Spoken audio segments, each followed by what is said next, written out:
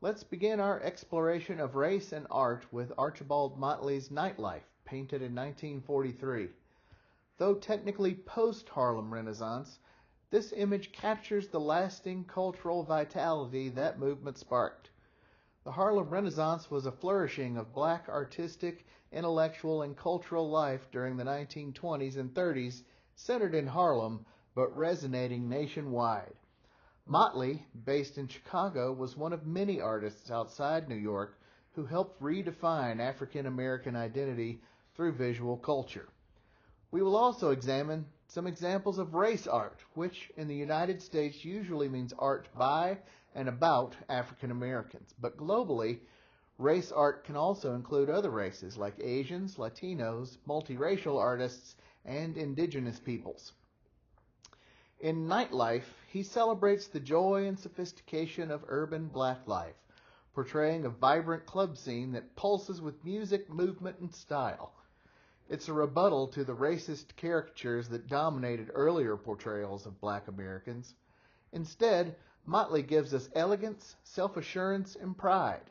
As we examine civil rights and race-based resistance in art this week, remember this image. It sets the tone for how representation can be both an act of joy and a form of protest. The Harlem Renaissance evolved as a response to systemic racism and segregation, fueled by the Great Migration, and a growing desire to redefine how black Americans were represented in mainstream culture. Douglas's mural is one of the defining images of the Harlem Renaissance. With its rhythmic silhouettes and symbolic imagery, it traces African American history from slavery to freedom.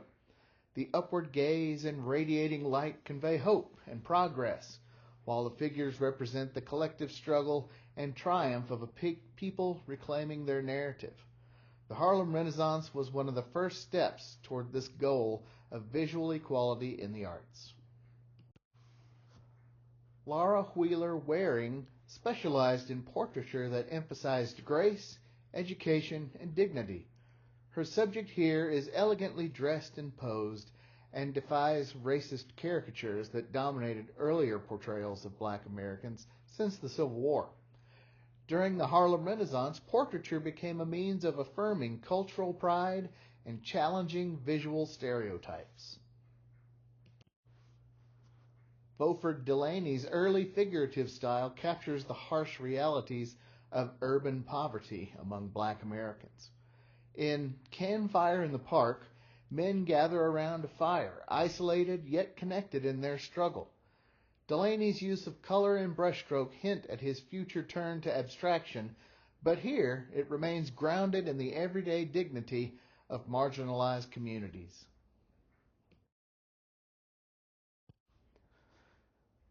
This striking work by Louis Mailloux Jones explores identity, heritage, and cultural reclamation through an elegant and modernist lens. Les Fétiches presents several stylized African masks, painted with reverence and intention, not as curiosities, but as icons of ancestral power. At a time when African aesthetics were being appropriated by European modernists like Pablo Picasso, Jones reasserted their dignity by drawing a direct line between African roots and contemporary black identity. Created during the Harlem Renaissance's later phase, this painting challenges colonial narratives and repositions African art as a source of pride, not exoticism.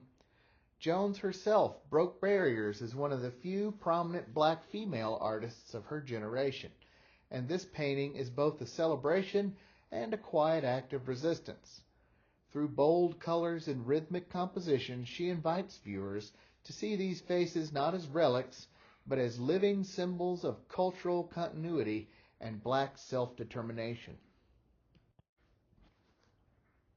Charles Alston's mural, The Negro in California History, is a sweeping visual narrative that challenges the invisibility of black Americans in the story of the American West. Commissioned in 1949, it traces African American contributions from early settlement through development and civic engagement in California, placing black figures at the center of a history they're often excluded from. Alston, a Harlem Renaissance artist and educator, used the mural format to monumentalize everyday laborers, entrepreneurs, and pioneers, while also gesturing towards collective struggle and resilience. What's striking is the mural's dignity. These are not anonymous figures, they're individuals claiming space in the American mythos. Painted in bold tones with dynamic composition, the work reclaims public walls as sites of historical correction. In an era of segregation and racial tension, this mural was radical in both content and placement, quietly demanding recognition of black presence and pride in civic spaces.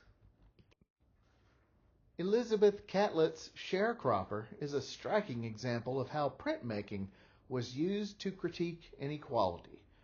Her subject, weathered but dignified, represents the strength of black laborers. Catlett's political consciousness was shaped by both the Harlem Renaissance and the later Civil Rights Movement, tying her work to generations of resistance.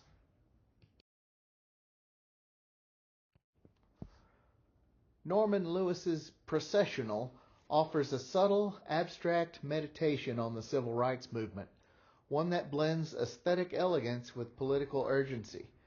Painted in 1965 during the height of national protests, the work features ghost-like figures in procession, barely emerging from a haze of dark, swirling strokes.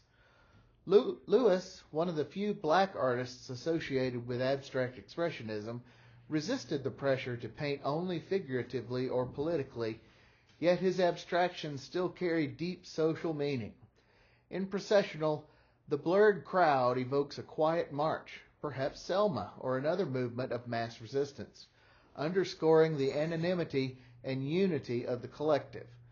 The canvas is at once solemn and hopeful. It resists easy interpretation but rewards contemplation, inviting viewers to feel the mood of the moment rather than simply observing it. Lewis reminds us that not all protest art has to shout. Sometimes it mourns, meditates, and moves like a whisper through history. Hale Woodruff's The Card Players may appear at first to be a straightforward scene of two black men playing cards, but there's more going on beneath the surface. Painted in 1930, this work reflects the Harlem Renaissance's push to represent African American life with nuance and dignity, but it also reveals the influence of surrealism, which Woodruff encountered during his time in Paris. Notice the slightly distorted proportions, the compressed space, and the moody, introspective tone. These elements create a dreamlike psychological intensity that goes beyond simple realism. Like many surrealists, Woodruff was interested in interior worlds, in this case, the quiet, unspoken tension and resilience of black life during the Jim Crow era.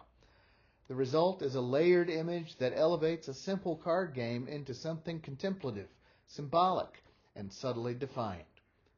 Within the context of race art, this painting resists caricature and stereotypes, using instead surrealist tools to explore identity, memory, and emotional depth.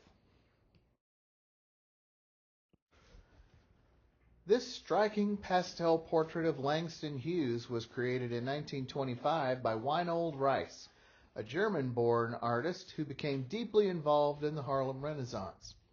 Rice believed in representing people of all races with dignity and individuality, a racial stance in a time when racist caricature was the norm.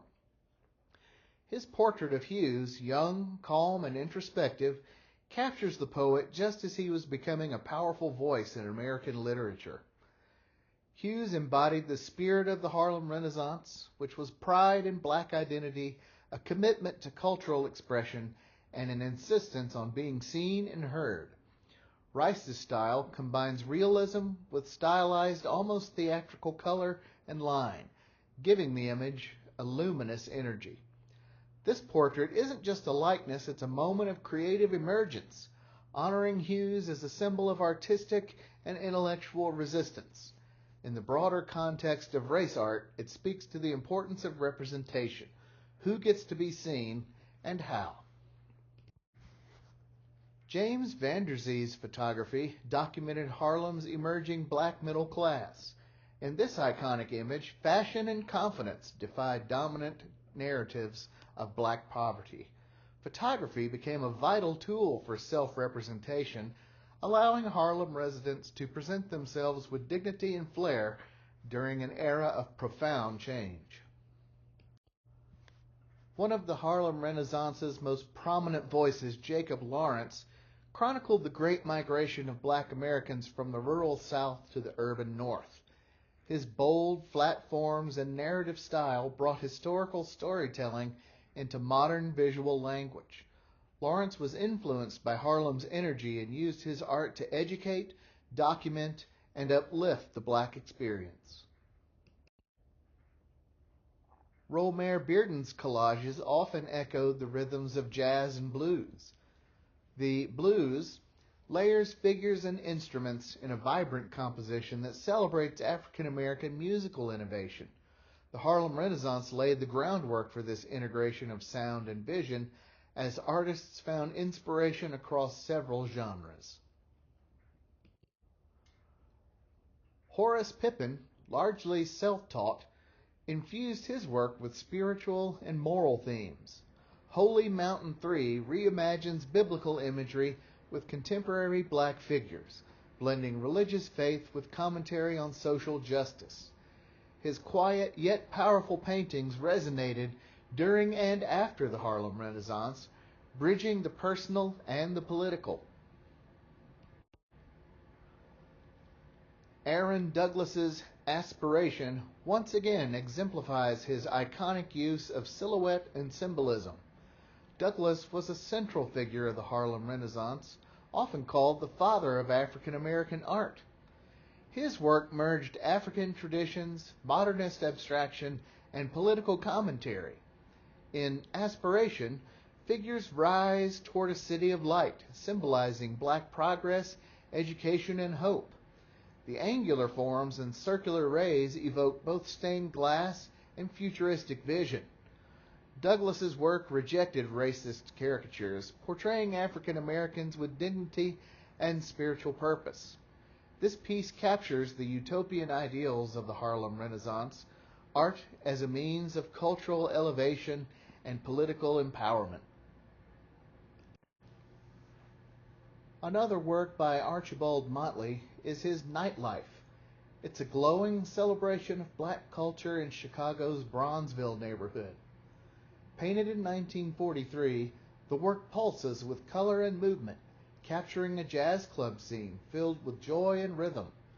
Motley was one of the few Harlem Renaissance artists based outside of New York, yet he shared its spirit of celebrating black modernity. Nightlife blends expressionism with social observation. Motley portrayed black life not as a tragedy, but as full of humor, sensuality, and exuberance. This painting is a joyful counter-narrative to the dominant imagery of the time, affirming the beauty and vitality of African American experiences. Kara Walker's A Subtlety from 2014 is a massive sugar-coated sculpture of a sphinx-like mammy figure installed in a former sugar refinery. Walker, a contemporary artist, interrogates the racial and historical legacies of slavery, labor, and the black female body. Her work often provokes discomfort, using historical tropes to expose how racism is embedded in American culture. A Subtlety confronted the viewer with scale and sweetness, inviting reflection on exploitation and fetishization. Though not of the Harlem Renaissance, Walker's work builds upon its legacy by continuing to use art as a platform for racial critique and historical reckoning. Her work reminds us that race art is not bound to one era, but ongoing. Kerry James Marshall's School of Beauty, School of Culture presents a vibrant, unapologetically black space, a beauty school filled with women and children. Marshall's work resists the art historical canon by centering black subjects with deep humanity. His style blends realism, pop culture, and symbolism. This piece critiques Western standards of beauty while honoring African American aesthetics and community. Marshall is a spiritual heir to the Harlem Renaissance ideals, using art to uplift and assert black identity. By placing blackness at the center of fine art, Marshall continues the cultural activism of his artistic forebears in bold, powerful ways. While Jacob Lawrence is best known for his Migration series, his later works like The Ordeal of Alice reflect musical influence and modern social themes. Lawrence often painted to the rhythms of jazz, integrating movement and narrative into his compositions. His work mirrored jazz's improvisational structure with fragmented forms and vivid colors. Like many Harlem Renaissance artists, Lawrence believed in the power of art to document struggle and uplift communities. This piece, though less discussed, shows the continued relevance of his style on into the 1960s. It underscores how the spirit of the Harlem Renaissance persisted through evolving visual and musical forms of black expression. Faith Ringgold's Tar Beach 2 blends storytelling, quilting, and painting to explore race, gender, and freedom. The image of a girl flying over the city becomes a metaphor for dreams transcending systemic boundaries. Ringgold's work embodies the enduring legacy of the Harlem Renaissance, where art, narrative, and activism meet. From the 1920s to today, race art has shaped American culture, challenged injustice, and amplified marginalized voices. This lecture reminds us that art is not just a reflection, it is resistance. Through beauty, symbolism, and raw emotion, these artists confront history and imagine new futures. The Harlem Renaissance was not just a moment, it was a movement, and its echoes continue to shape art today. Likewise, race art challenges dominant narratives by centering marginalized voices, using visual expression to confront injustice, reclaim identity, and reimagine the future.